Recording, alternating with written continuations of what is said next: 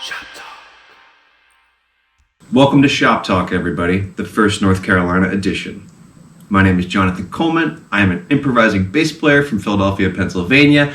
I use way too many pedals. I've added way too many strings, and I'm having a great time playing with my bands Muscle Tough, Winderman, Coleman, Kimmock, and hosting an all-improvisational night of music in Philly called Dungeon Crawl. Tell me about the Philly scene. What's happening these days? It's the best. Yeah. I like to call it Little New York.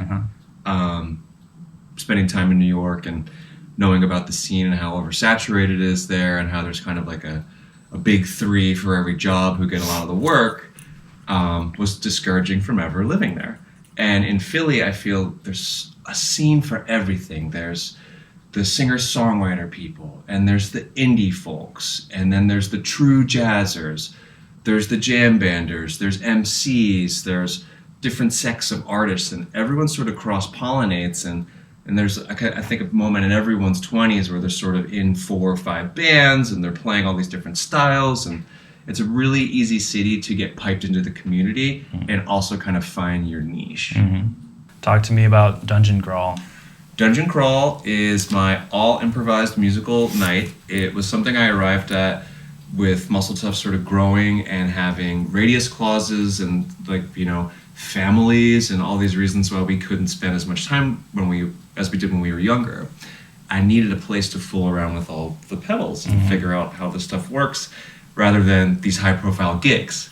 So I wrote this improvising manifesto that sort of details my approaches to jamming. I knew I could share it with my friends and peers and dial them in. And then I was like, okay, where do I do this? And then I started making a list of who are all the drummers and keyboardists and guitar players and different improvisers that I'd want to kind of construct different bills out of. So I'm the only constant. There's no real plan or prep, and I just get these brave souls on stage and we go for it. And everyone's coming out expecting the unexpected and just being part of the hang, and dare I say, it's everything I wanted it to be and more. Super cool. Is it like an invite only, or do people sign up in advance? It's velvet ropey. I curate. I've been doing this whole jamming thing for a long time, and it's not an open jam. It's a little bit more of like, hey, I really see that you have something authentic and unique that you're doing with your music, right? And I want to bring you into my lair and play around with you for a little while. Gotcha. It's like, will you come in my sandbox, please? Are there any prompts, or is it just completely off the cuff? Well, every night's been different. Yeah. People have different levels of like what they're interested in participating in. Like some people, they really want to do in-ears and talk back. Yeah. And so then we can be like, all right, go to D sharp, flat 9, you know, and then like you can sculpt things that way. Yeah. Chord progressions, or you drop out, quick. Hey, it sounds really good, keep doing that. And then some guys are like, I can't have that. Give me a wedge. Let's not say a word to each other. Yeah. And those become a little bit more tectonic. Right. You know, it's like we're Godzilla and Kong coming into a city and no one ends up being any safer, you know? Give me some extremes of like nights that maybe it's gone completely off the rails versus like transcendent moments. Wow. Well, fortunately, like nothing has like truly tanked. There hasn't been a night where I walked away where I really was disparaged. Yeah. There's been hope each time. Guitar players have been the hardest. No shade. But there's something they play too much. It's not even that. It's just there's something so idiomatic about the sound of the instrument that sort of genreifies some of it.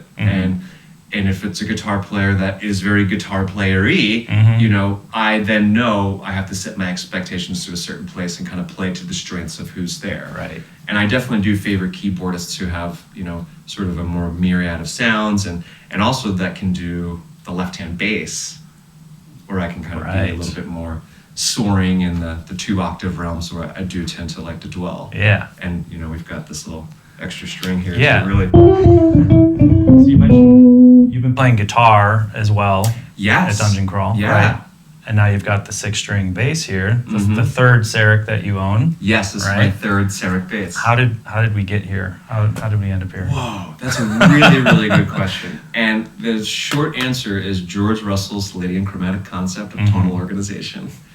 So what the hell is that? There's been this theory thing that I've been obsessed with. I've had the textbooks for like 20 years.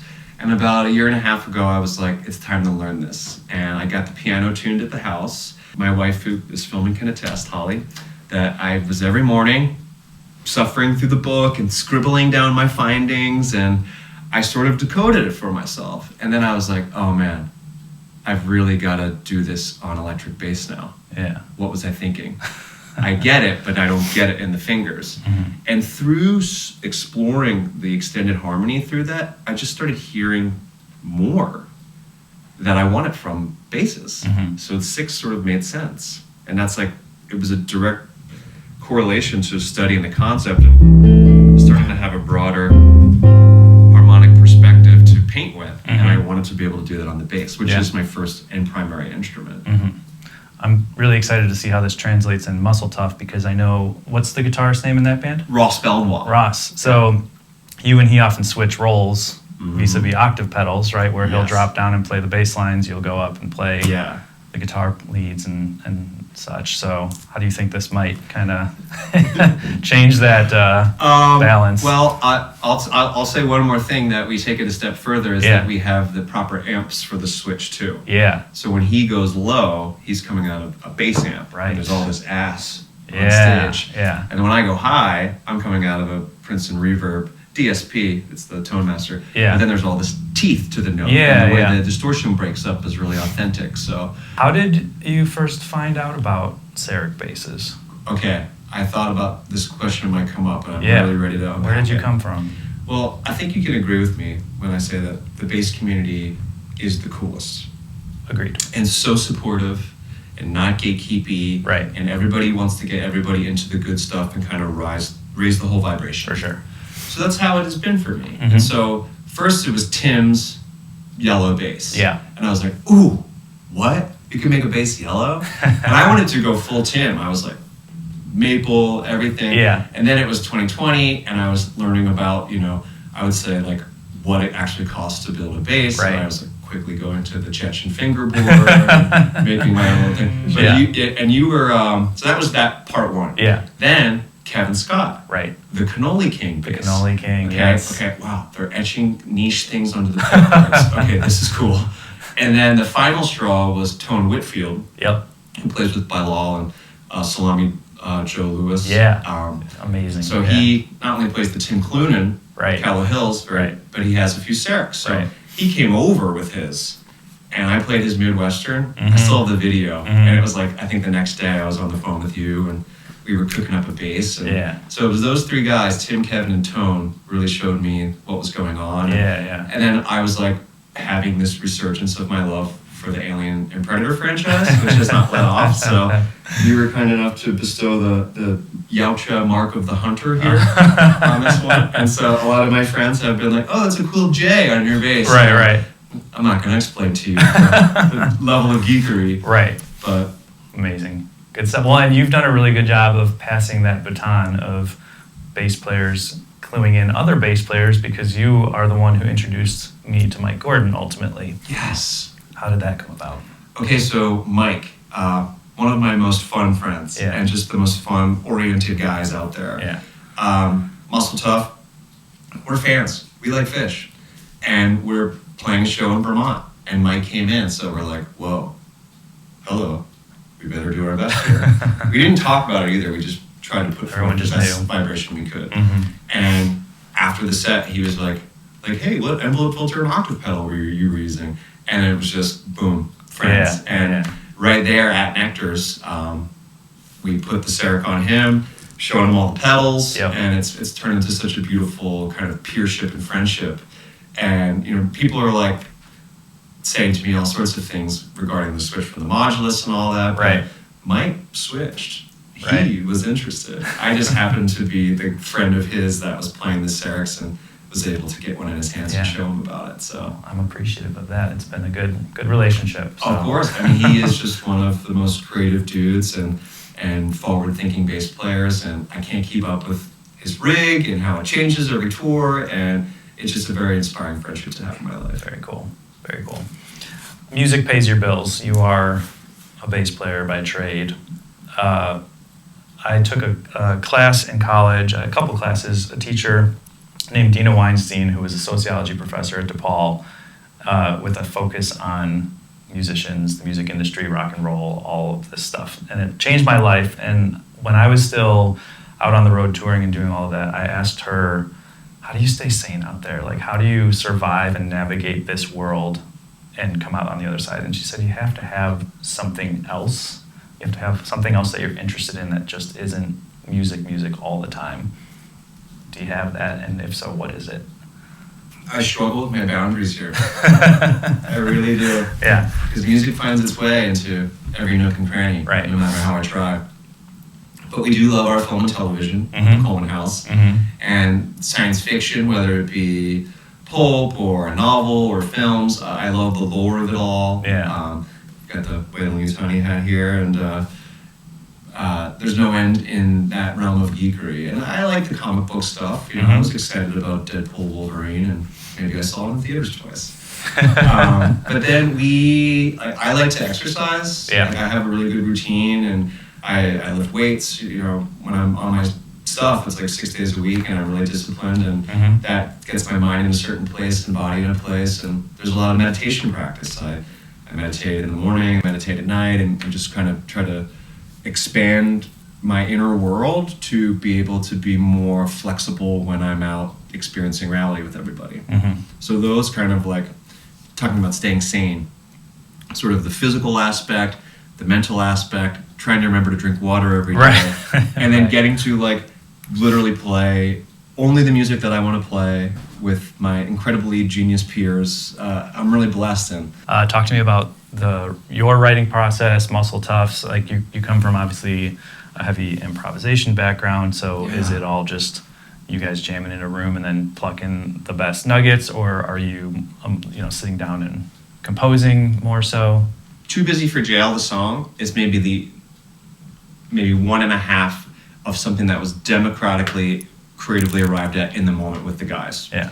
Normally it involves the three of us coming completely fleshed out. So I have like the least intensive process in that I make a demo and a chord sketch, but those guys, they're really adept, and they'll make like a full-blown chart with like, the staff for everything. But we'll all come in with it fully fleshed out, and then it's like in the smithing of the actual arrangement, maybe something gets changed, or someone hears something, or we need another chord progression, or we need to tweak that riff so we can make an ending out of it, and things sort of start to unravel from there. But chordal playing, so like having the piano perspective and guitar, and then now we're in a whole new world of writing with this instrument. I can't wait to see what's going to come out of me, especially after I've been like so intensively studying this harmony stuff and using it improvisationally. Felix Pistorius has been an incredibly like generous friend with his time and info, and helping me make sense of the concept for myself before I've been just kind of unleashing it. He's definitely one of the greatest 6-string players we have out there. And then there really isn't a lot of 6-string bass players that drove me to 6-string bass, which is funny. But if there are two, it's him and O'Teal. Okay, makes sense. Yeah. Do you find that you compose mostly on bass? I know you're proficient in keys and guitar as well. At this point, it's a crapshoot. It's like I try to keep Jonathan as this conduit for life and the experience of being a human.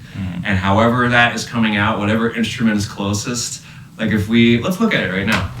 We're on camera, right? So one fun thing about me is the bottom row of my phone, and this I stole from my friend Johnny Kimmock, none of it is texting. Okay. Take note, artists. Good stuff. And the bottom one is the voice recorder. And I'm always recording a riff. And the real question and the note to future me when I'm watching this, when are you going to go ahead and prune through those and write something out of these? You got a lot of great ideas. That's the hard part, is the logistical, just organizational thing. And then like the Frankensteining. Or like, is this uncouth? Right. Is this B and a C I'm trying to emerge? Should I just write something? Like, do I need to staple these? Yeah. And then sometimes it's your bandmates who are like, feeling a little ham-fisted or something. Right. Any percentage of pick playing? I'm glad you asked. Pick playing is the coolest. It's underrated still. I find it astonishing that it's still such a controversy in the bass world. But a person who uses a pick is superior. I don't know if I'd go that far, but well, they're elevated. I haven't really figured it out for myself. Yeah. I try to do it, and it's mic mode. Yeah. Like, because I've seen so much fish, I didn't get to see a lot of dead. There's some fill in there. I would say the DNA is undeniable. Yeah. But it's like I become very mic-ish with a pick, which is a great thing. And I have avoided trying to play that music because I do care about it. And so I reserve it more for that. Like, I've been asked to do some dead nights with some great players, some guys that are in like Billy and the Kids and a little bit closer to the heart of it all. And for that, for some of it, I was like, I've got to use the pick on this song. It's just the vibe. Like, let's cook one up here. Right.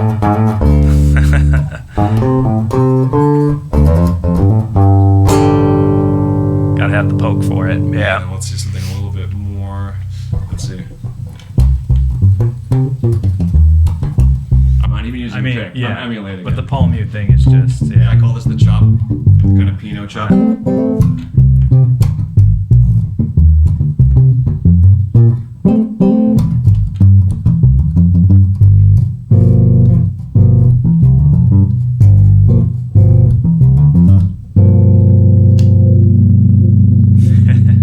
the filter.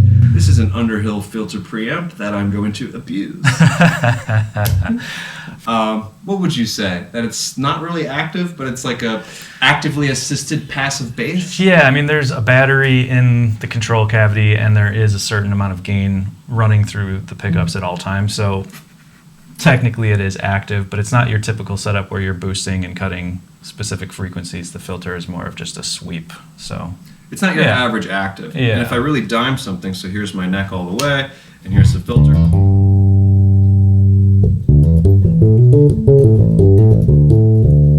It's like we've got alembic at home. It's in here. Yeah.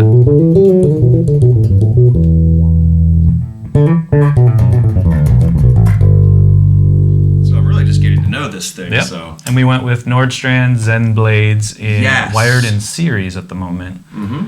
Yeah. The quietness is unbeatable. Yeah. And I just think that they sound beautifully modern and vintage, right? They're towing that line because there's P&J in there. Right. But there's something else too, definedly Nordstrand. So I agree. You're a stylish guy. Tell me about these matching straps and cables you've got for. Wow. You always go with a color scheme for each I am instrument. a little bit bespoke. I am the 8-year-old kid that I never stops being. So yeah, I love an aesthetic. Currently here, this bass is named Mother, and it's named after the kind of CPU on the Nostromo from the Alien series. And so I was going for like alien blood green strap. Jack and the Moody team are always kind of down to come up with something custom and bizarre to match my instruments. And then we've got the alien blood green Ray Raydecker cable with the kind of beautiful matching wood knob. I like the color scheme. And even that 1 second on stage, someone sees the underside of your strap and they see that there's some intention there. I don't know, I just think for somebody that's not singing, I do sing, I have vocal music out there, but for someone all of these little things, they're part of like the superhero outfit. Right. And they allow people to kind of visually connect and then maybe hopefully, project their own hearts into the music. Dig. Is there anything else you want to talk about before we move on to the rapid fire round? Yeah. What is your favorite instrument that you've ever made? Do you have one? For me, it's my Metropolis, which maybe I'll throw a picture up or a link to the video.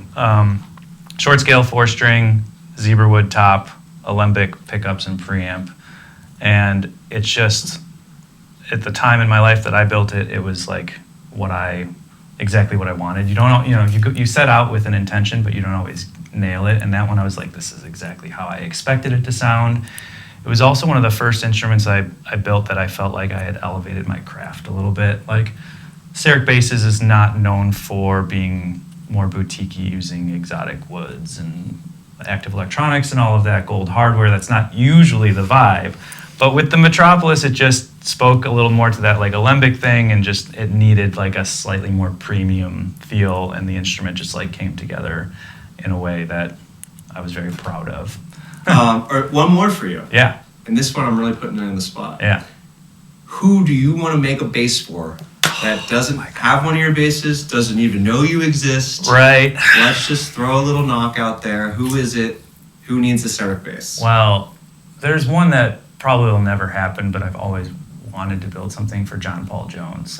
Just a JPJ guy. He's, I would have said Chris Squire. He's no longer with us. So in the old guard, it would be a JPJ. Of the modern You have era, a lot of the modern guard pegs. Well, I'm proud of the artists that I do get to work with, and I'm always on the lookout for new up and comers who I can kind of, get a hand on. All right, rapid fire round. Okay. Alien versus Predator. For me, Predator is more important. How often do you shave your neck beard? I would say once a week, followed by, in this season, a full trimming of the whole piece at the lowest setting. Sweet or spicy? Spicy. Typing or handwriting? Typing. Limp Bizkit or Corn? Oh! Oh! That's the toughest one. It's the hardest question I've ever been asked. Today, it's Limp Bizkit. Yeah. But I just did see them, and it was just so mind-blowingly positive and important. And I think, well, you just played, Yeah, here, Sam. Bro. This water's hot dog flavored. I would say Limp Bizkit maybe better bass lines, but Fieldy a more important bass player. I agree, and the thing is, like, everyone dogs on Fieldy because it's like, one, that's what you need in that music. Right. It's like orc marching music. But if you listen, Issues is my favorite Korn record. Like, there's low pass filters, there's subs, there's crazy vibrato stuff, there's bit crushing.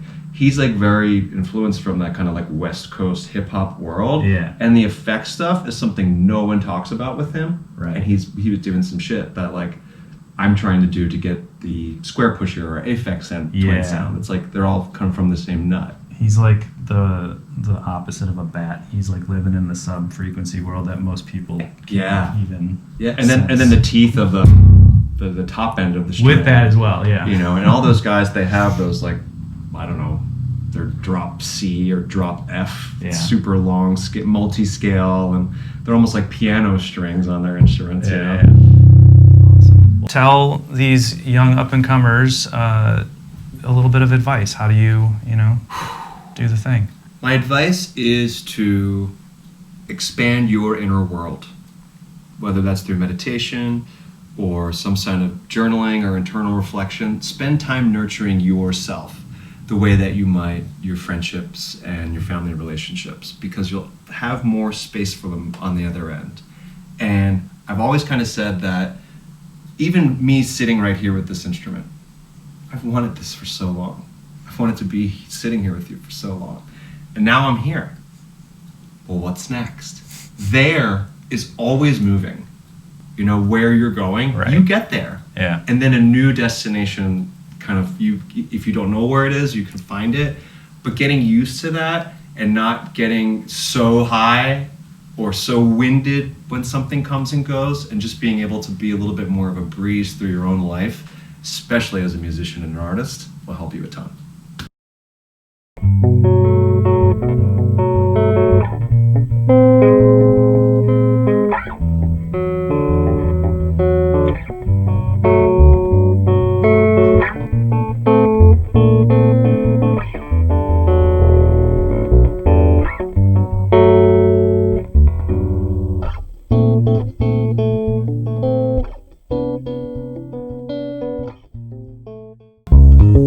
Bro.